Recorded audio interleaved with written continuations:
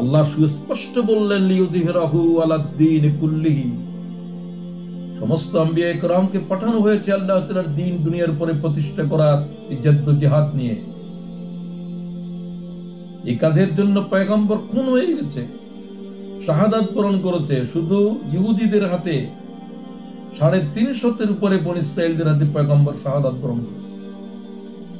এরপরে আপনার সাক্ষ্য লাগবে নবীরা কি জন্য আসলেন?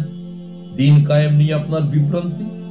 প্রত্যেক জাতির কাছে আমার পক্ষ থেকে নবী এবং রাসূল গিয়েছে, তারা এই বলে দাওয়াত দিয়েছে আনা ইবুদুল্লাহ ওয়াজতানিবুত তাগুত, তোমরা বন্দেগী করো, ইবাদত করো শুধু আল্লাহ তাআলা,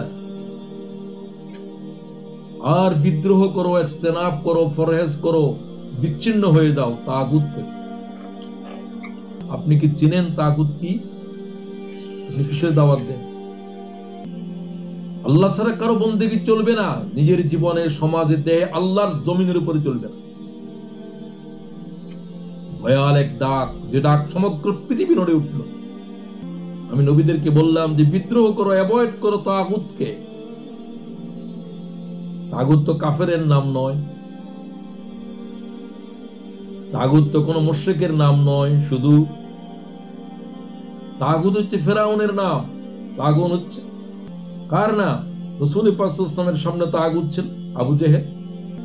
যারা শুধু আল্লাহকে অস্বীকার করেছে তা নয়, যারা জমিনের উপরে নিজেদের বিধান জারি করেছে, যারা আল্লাহর বিধানকে জমিনে আসতে দিচ্ছিল না, বাধা সৃষ্টি করেছে, ফেরাউন। প্রত্যেক যুগে পয়গম্বরদের সামনে তাগুতের সংঘাত হয়েছে।